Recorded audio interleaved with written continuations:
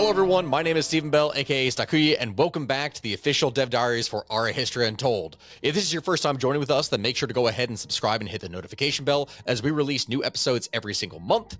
And now, last time that we spoke was right before Xbox Developer Direct, where we showed off a lot of cool things here for Aura. If you missed the live stream, then you can check out the video here on this channel, and we will leave a link down in the description. But in today's episode, what we're going to be doing is we're going to be looking at the art of Aura, the leaders, the illustrations, even some of the updates that are occurring to the living world.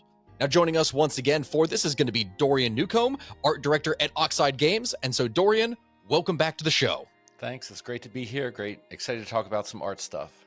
Perfect. Okay, well, last time we had you on, we got to know you a bit about your background and everything at Oxide. So let's go ahead and get right into the art of Aura itself.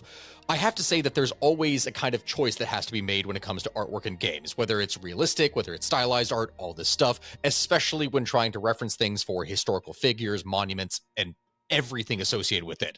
How does your team try to find the balance between realism and style and everything when it comes to art? That's an infinitely deep discussion to have, and artists spend a lot of time in art school discussing that. Like, what is realism? What is style? What is sloppy? What is loose? What is expressive? And when you're dealing with a game as vast as this, you're trying to represent, lots of cultures in a very small subset, in a very specific style. And I think we really rely on our art team. So our initial inspirations were our concept artist, Steve Langmead, made some great illustrations. And they really set the benchmark of sort of what the character should feel like.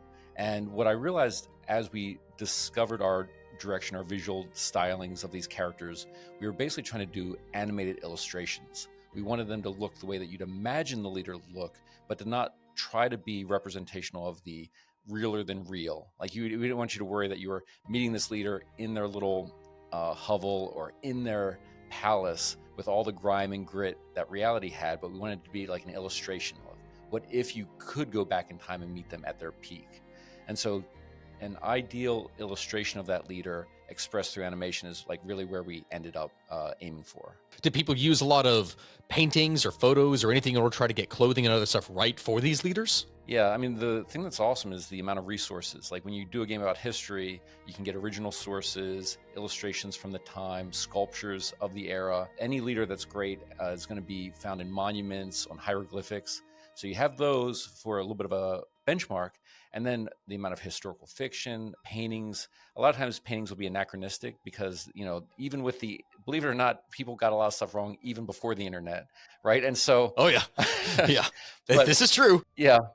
And then also, like, really knowing history and loving history, like, adds to the information. Like, if you're doing someone from Rome, you have lots of sculptures. Sometimes it's harder to find visual references for cultures that didn't leave behind stone or painting on stone, right? Like, if you were a culture that made wood, or if you were a painting that made cloth, unless it was preserved very carefully, it didn't survive. But knowing what we know, and the world's so large now, getting inspiration from historical fiction, works of art, it's all like a really good place to start. And we had a lot of resources and a lot of support to explore our options. So, okay, the UI in the game, right? This is something that is very important when people are trying to process information. It is crucial for player engagement. Yeah. How did the team approach the design of the UI and how it looks? Were there any unique considerations for balancing, like, this is some really dense information that you're being presented versus actually making it look nice and pretty and easy to process? Absolutely. That is the pit of despair.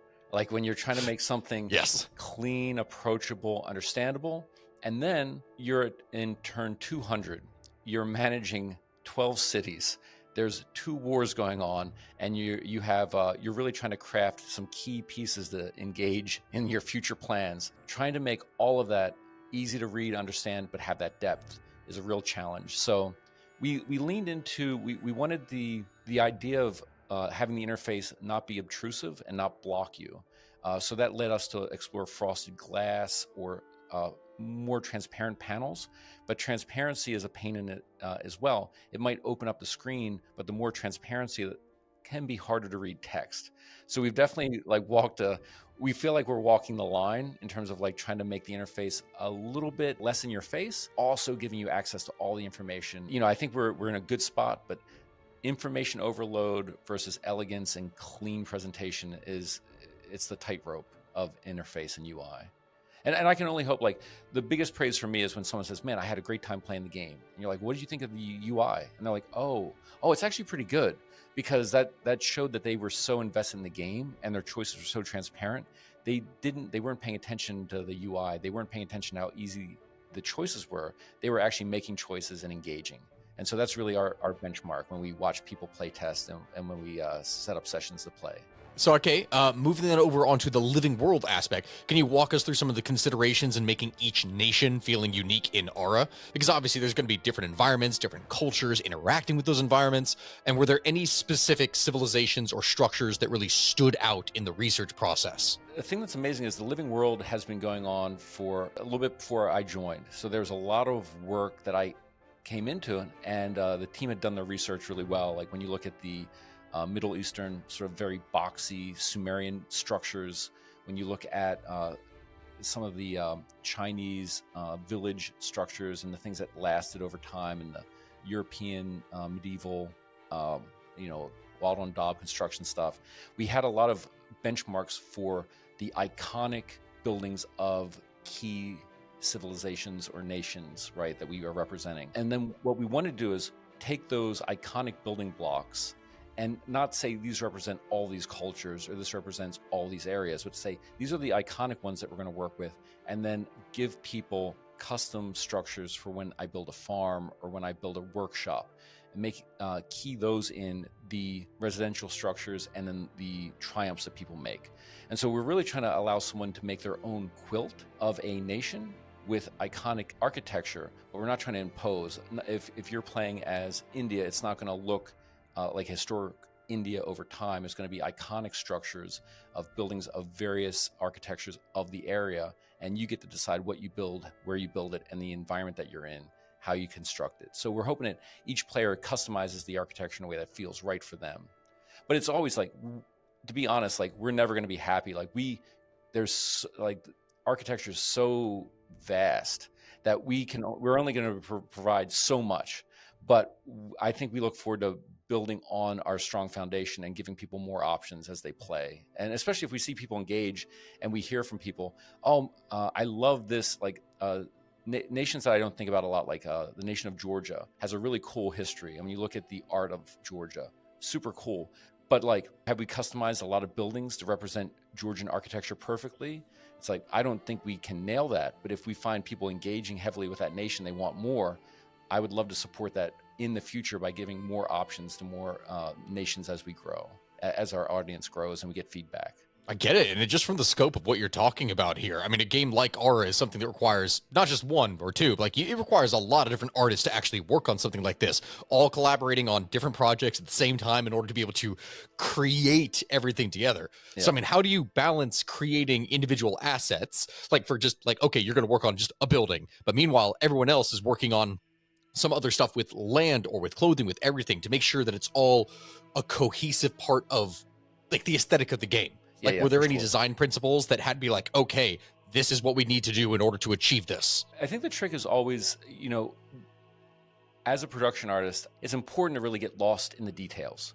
Like you want to turn on, like I would always be a lights out artist, full screen in front of me, focus on what I'm making, zoom in as much as I can. And then you live in that environment for a while, and then it's either going to be you or it's going to be other folks that you're working with. Zoom out. What's it like in context? How's it sit next to this thing? And that back and forth of really losing yourself in the details, making the details amazing and worth checking out, and then making sure that you put it all together and take a look at how does it hit you right off the bat. It's one of those things, it's a discovery. It's a little bit of a journey itself. You can decide this is the direction we'd like, this is where we want to land. But when you start to put the pieces together, it always turns out a little bit differently than even your best plans. And you have to then readjust, reevaluate, change your lighting, have group discussions. And I just have there's such an excellent art team leading the environment with Justin Rodriguez, and working in the environment team, just doing a great job of contextualizing their details. And then the thing that's amazing is once you start to put leaders in, you start to put some of the UI, you start to put some of the nation symbols in and the icons, they all start to tell a story that looks much more cohesive than you had initially imagined. For me, the critical thing is lighting, getting your world lighting harmonized, making sure that everything fits in the world at the right light, getting your leaders lit well so that when you put them together, it feels like it's the same world. You know, I think the past year has been really satisfying because we started to see all those things start to come together. And I think when people check out videos of our game, you're going to see that everything's hitting at the right color range, balance. Like it looks like a cohesive game now. You know, 3 or 4 years ago, we're like, man, we got a long way to go. So it's very satisfying to get to this point right now. And before we go ahead and end things here officially, Dorian, last time you were horribly sick, but we are not yet sick of you. So even though you were out for the holiday special, fans of the game did write in and asked questions and gave comments. And in a letter that is right there with you, we have one of the comments that was directed for you. If you go ahead and open that up and read it for us. Absolutely. This is exciting. It's got a little wax seal on it. Oh, yeah. Ooh. Happy holidays. Oh. Let's see, it's from the Rex Later on YouTube.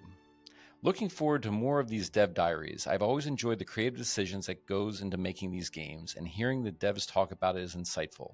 That said, I hope Dorian Newcomb has a leather jacket and a black button-down shirt because I'm getting some serious Dr. Ian Malcolm vibes from him. That's I've never heard that before. I've never heard anything like that before. I mean, I was saying that we just need to throw some glitter in your hair right now, and it would have been perfect for winter, like for the holiday special as Jack Frost. It would have been iconic. It would have been iconic. Yeah, it didn't. When I initially applied at Firaxis Games back when Sid Meier was working on a dinosaur game, and I have to say that my interview and this impression of being similar to Ian Malcolm did not hurt my interview opportunities at the time. They couldn't say no to me working on a dinosaur game. That's perfect. That is perfect. And so here in the end, thank you to all of our fans who have been watching. You can stay up to date with the game by going and subscribing to our YouTube channel for future Dev Diary episodes, and also make sure to follow us along on the social media platform of your choice. Also, don't forget to go and join the Insider program by going to arthistoryuntold.com for a chance to play the game before launch. And don't forget to go and wishlist Art History Untold on Steam. Thank you to all of you for watching, and we'll see you next time.